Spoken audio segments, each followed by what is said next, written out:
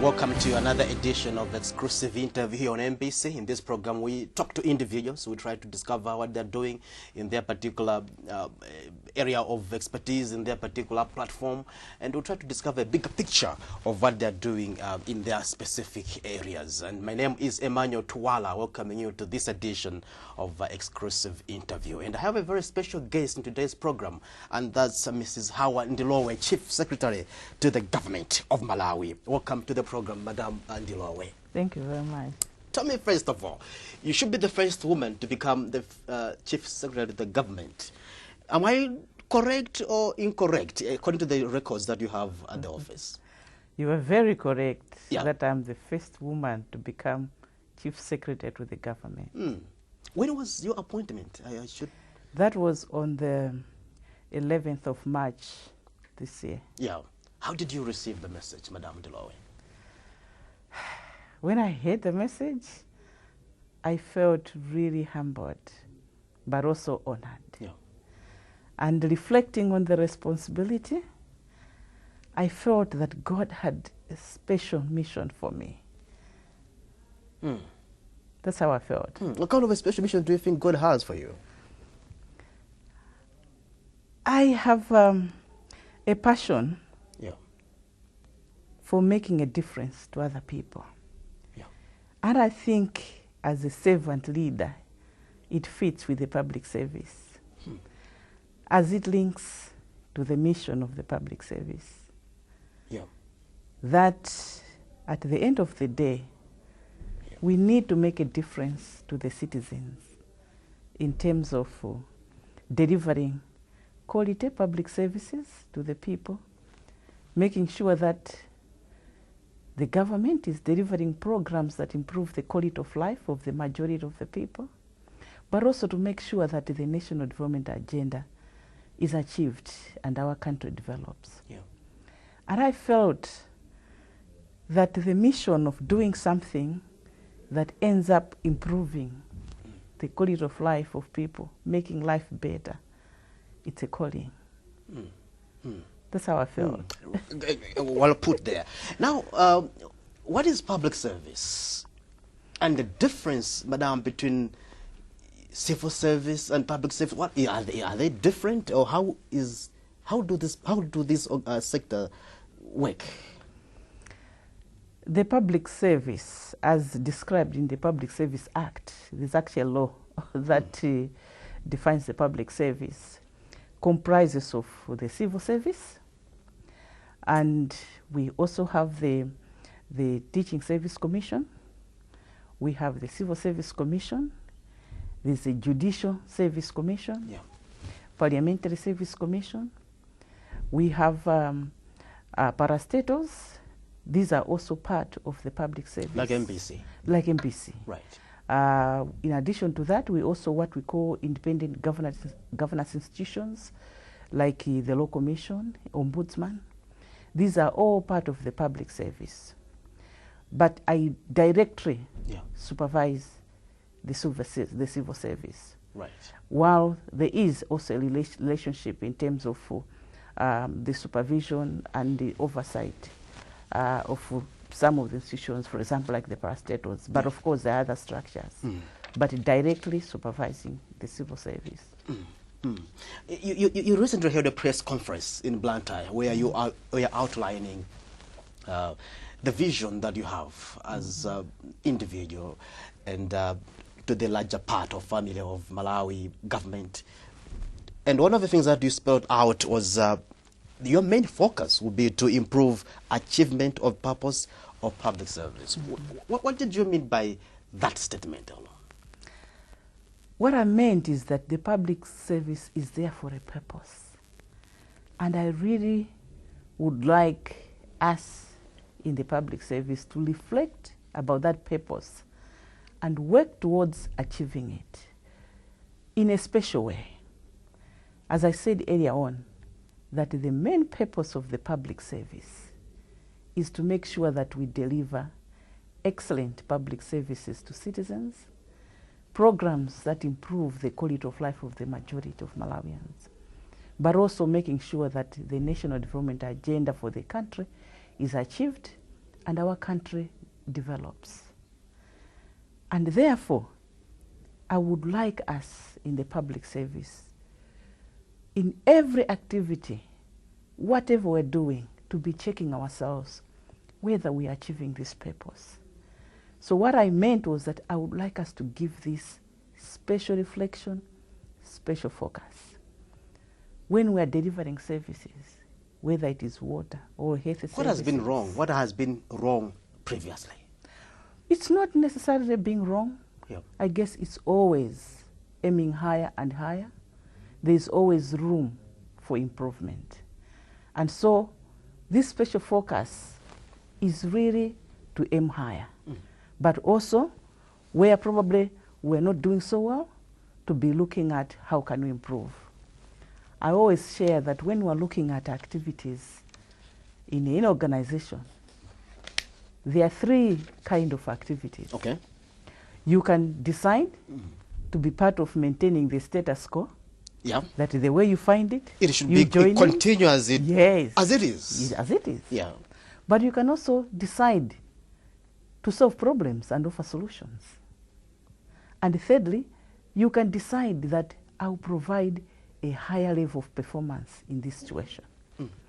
So the reflection I'm talking about is that in every ministry, every department, every parastatal, we should be aiming at where there are problems, we provide solutions.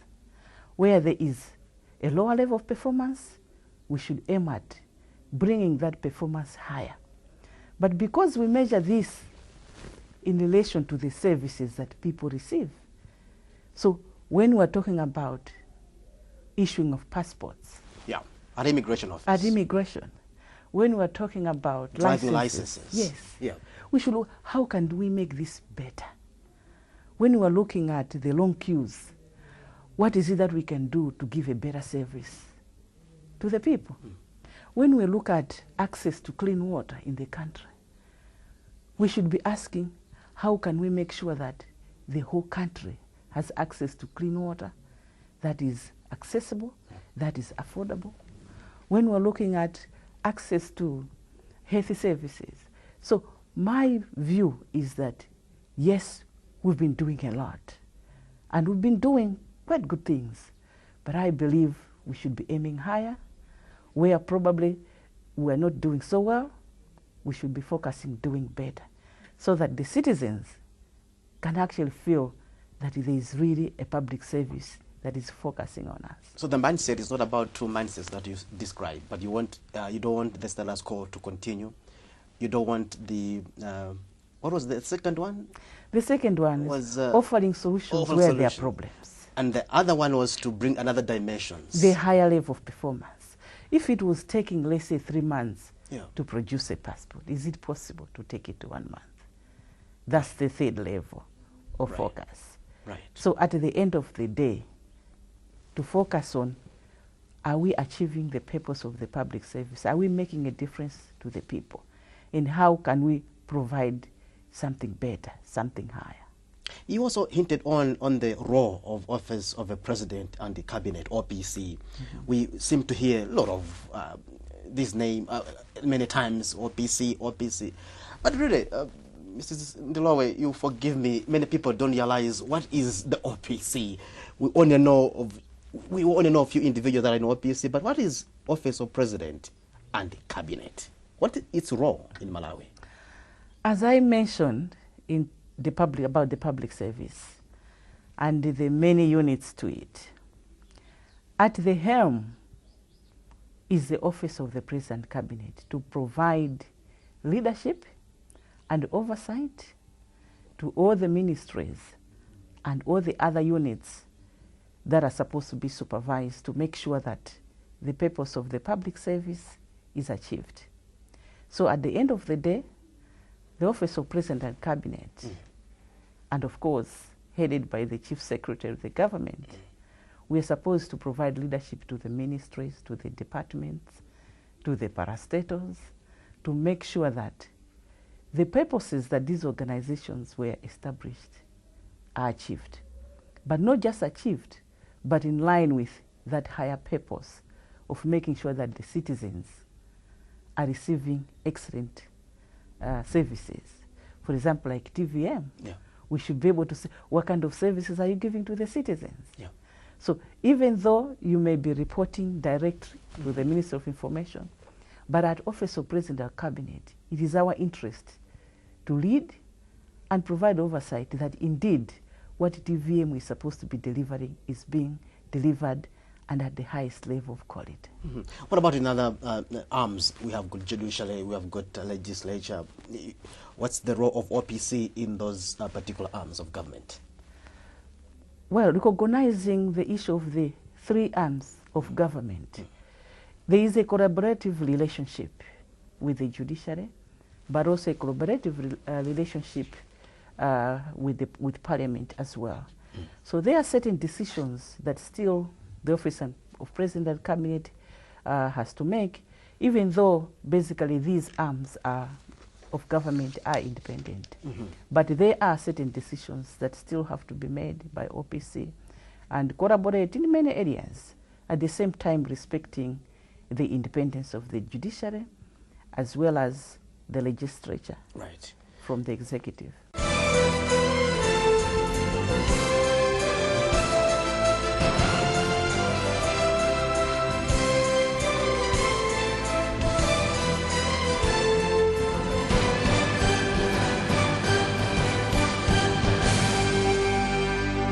You also mentioned that you believe in one of the pillars that you want to really see happening is to strengthen oversight in addressing immediate challenges facing the economy and delivery of major basic social services. Do you also recognize that we have got economic challenges in this country? Oh yes, but maybe before answering that question, I wanted to indicate that my priority number one is to make sure that there is performance accountability in every ministry, in every department, in every parastatal. Because at the end of the day, if we do not deliver the results that are required in a ministry or a parastatal, we will not achieve the purposes of these organizations. If we do not make you accountable, that at the end of the month, at the end of the year, you are doing what you're doing, if we cannot track and monitor your performance, it's difficult to make sure that TVM delivers its results. So first and foremost, we would like to formalize performance accountability so that we are clear that the organization TVM, what is it there for? What is it that is supposed to be achieving? And how can we measure that? And how can we check what Mr. Twara is supposed to be delivering so that we hold you accountable? I believe this is important so that at the end of the year, we can make sure that whatever we plan, we achieve. I believe this is very important towards achieving the purpose that I mentioned earlier. Now, to respond to your question about giving special attention to addressing, in terms of oversight in addressing immediate challenges. As I mentioned, the role of OPC is to provide leadership and oversight. At the moment, there are some very urgent, immediate challenges that need to be addressed. Indeed, as we are aware, in terms of the challenges facing our economy. And therefore, as OPC, we want to provide the support, the oversight to those ministries and agencies that are dealing with the issues of the economy. You know, since 2009, our economy has been sick. We are all aware the problems of the shortage of foreign exchange and what it was doing to companies, the problems of the fuel shortages, and many other problems. But at the end of the day, we also saw the effect of those problems to the situation. And right now, the economic recovery plan was established to address those challenges. And therefore, we want to make sure that the economic recovery plan succeeds and turn around the economy. And that's why we are talking about the economic recovery plan. So that is just one area where we want to put special focus to make sure that the plans that have been made to recover the economy succeed. What about the, there were 9 priorities within priorities at some point, and we have got issues in the economic recovery plan. People are saying these are the same blueprints. No, in fact, it's very important that people should understand the context of the economic recovery plan. If you remember, we have a Vision 2020. That is a long-term development agenda for the country. So that whatever we're doing now, it's important that we should keep sight of that long-term vision. For example, we said Malawi would become a middle-income country by 2020. That is long-term. Now from there, to operationalize that, you come up with the medium-term development plan. That's where the MGDS2 comes in. And that's where you had the issue of the 9 priorities within priorities. Yeah. Now, because of the problems that the economy has been going through since, as I mentioned, 2009, there was a need to look at now the MGDS2, because that's what we're now implementing as a medium-term development agenda. We had to see with these problems that are going on, what can we do? What can we pick from the MGDS2 to fast track, to correct the situation that is going on? So these things are linked. So you would find that the plans that are in the economic recovery plan, they are really part of MGDS2, which is the Malawi Growth and Development Strategy. But because now we have a problem, we are saying that what can give us quick wins to recover? So to answer that question, then we had to come up with various policy reforms, because as you are aware, that there was a problem in terms of the foreign exchange, in terms of the rate, and this was actually causing the problems of the foreign exchange shortages. But at the same time, you know, the black market, you know, the parallel rate that was going on, which was actually raising prices as well. Yeah. So the ERP, we are looking at what can we take from the MGDS2? What are the quick wins that you can put into there very quickly? Yes. So a plan was made that from April, that was immediately within 3 months, what do we need to do? So then within 3 months from April last year, there was a question of addressing the issue of the rate in terms of the kwacha, you know, the whole issue of subsidizing fuel. And so there were a number of things that were outlined within the first 3 months. And then secondly, we said now, for 12 months, that was a short term. What can we do to quickly generate foreign exchange so that we can increase the dollars that we need? In addition to that, recognizing that the whole issue of devaluation has impact, there were various things that were put into place to make sure that they are mitigating against the effects of devaluation, particularly for the poor. Yeah. So you've heard of programs like the cash transfer, the public works program. These were all programs aiming at mitigating the effects of devaluation for the poor. Right. But in addition to that, there are also various programs right now aiming at enhancing people's generation of incomes, so that while the effects of devaluation, but if you can make money, if you have money in your pocket, then you have a way that you can still manage to go through this period. But at the end of the day, this sickness had to be treated. And if this sickness had not been treated, taking the difficult measures, our country would have collapsed. You have mentioned about various issues that are contained in your vision for this country in terms of public service. How do you intend to improve the welfare of public servants in this country? Maybe what I can add is that apart from the 2 priorities that I mentioned, improvement of the way of welfare of public servants is very critical. Because at the end of the day, the people matter in terms of doing the work. What we're planning to do is that first and foremost, what was agreed with the union must be implemented. So in the coming financial year, we want to make sure that what was agreed is implemented. But in addition, we are also having a plan for the next 5 years to see what can we do every year, so that at the end of the day, not only just the salaries, but other conditions also improve. In addition to that priority, I've also given priority to enhancing the engagement between the public service and the citizens. What do you mean by that? I wanted to find out, what do you mean by engaging the, you say engaging, improving citizen engagement? Yes. Yeah, what do you mean by that? We are there to serve citizens.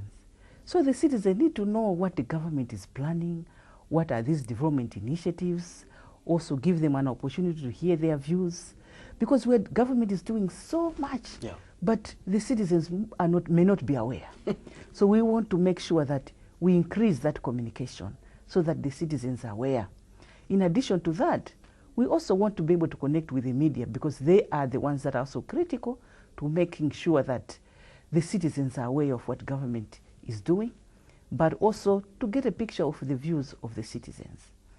In addition to that, the other priority is the issue of restoring discipline and integrity in the public service. We think this is important, because at the end of the day, when there's no discipline, then it's difficult to govern. At the same time, we want also to make sure that we look at the issues of fraud and corruption.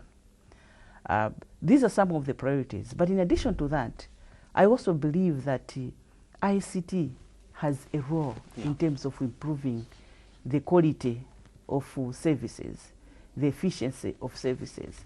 And so this is one area that I would also like to enhance. A lot has been going on, but we just want to see what else can we be able to do.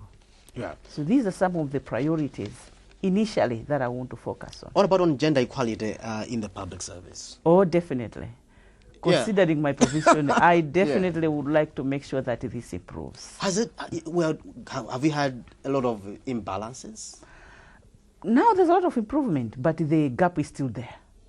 And so we want to make sure that we put initiatives to address this gap, where at the end of the day, we want to see what kind of opportunities can be given to make sure that we have a lot more women that are ready and able to take up decision-making positions. So definitely this is a priority, to ensure that a lot more women are able to take on very senior decision-making positions. And you've also mentioned that you want to regard or to take every public servant in this country as a tool for tourism, promotion, as an ambassador for promoting Malawi. This one is just icing on the cake. Yeah. Because I believe we have a beautiful country. We have a beautiful country. And I believe we have a lot of investment opportunities that we need to market. And I thought that if we are all aware about what this country has to offer in terms of tourism, what this country has to offer in terms of investment opportunities, then you have a lot more voices. Wherever we go, whether it's outside the country, we can all be able to market this country in terms of tourism and investment opportunities. So I thought this would be an icing, on the cake.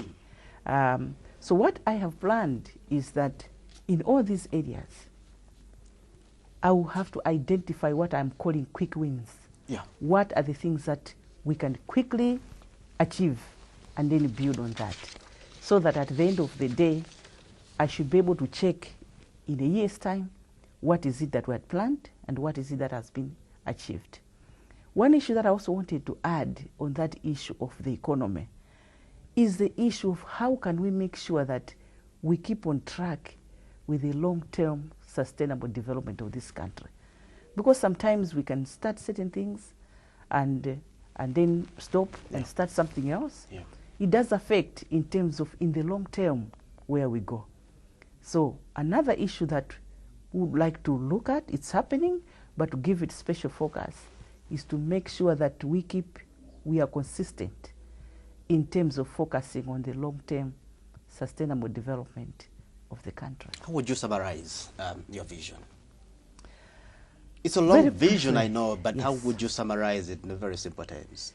Very briefly, I would like to focus to make sure that at the end of the day, the citizens should see improvement in the quality of services, and at the end of the day, to make sure that the programs that the government is implementing are successful and they improve the quality of the life of people, but also to make sure that the short term and the medium term and the long term development agenda for this country is implemented successfully, and our country grows and the economy grows, and at the end of the day, the quality of life of the people improve.